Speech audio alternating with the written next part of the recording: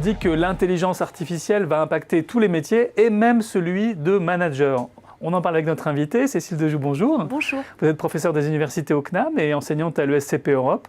Vous avez fondé la chaire Learning Lab Human Change et vous venez de créer justement un MOOC sur l'intelligence artificielle pour les managers sur France Université Numérique. Alors, comment voyez-vous cet impact sur la fonction de manager ?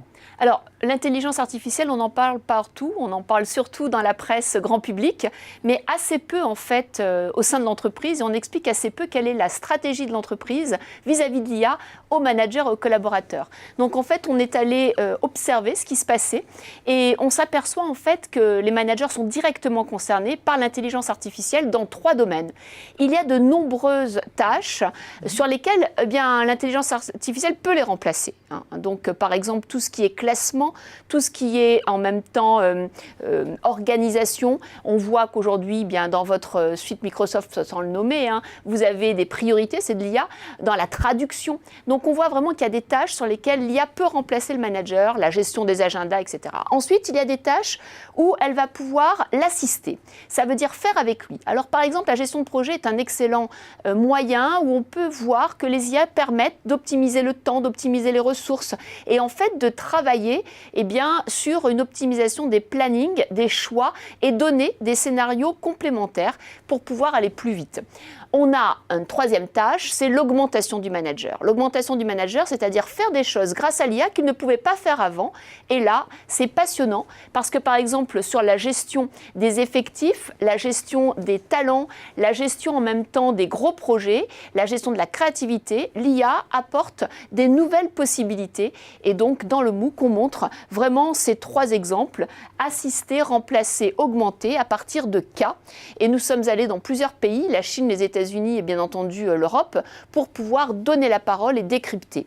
Voilà, le manager en tout cas a tout intérêt à comprendre ce qui se passe. Alors ça semble sidérant tout ce que vous évoquez. Comment est-ce que le manager peut quand même garder le contrôle sur ces outils qui vont lui dicter en gros son emploi du temps ?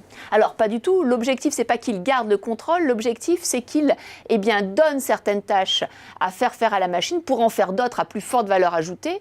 Et puis surtout, ce qui est très intéressant, c'est de voir comment il va pouvoir réinventer son métier et acculturer ses collaborateurs sur des nouvelles missions. L'idée, bien entendu, dans l'innovation ou dans la technologie, c'est de monter toujours en compétence sur la valeur ajoutée des tâches réalisées.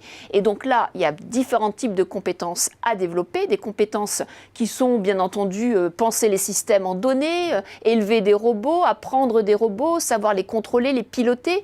Et puis, dans l'acculturation des collaborateurs, c'est leur donner, par exemple, la capacité à savoir poser la question aux IA, parce que savoir poser la question, c'est déjà influencer les décisions et les patterns qu'on va recevoir. Et puis, c'est réinventer en mode intelligence collective son métier.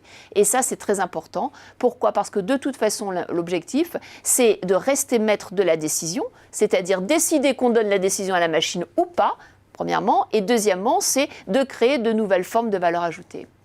Donc le but est quand même de rester maître de sa décision. Cécile Dejoux, merci pour ces explications. Merci.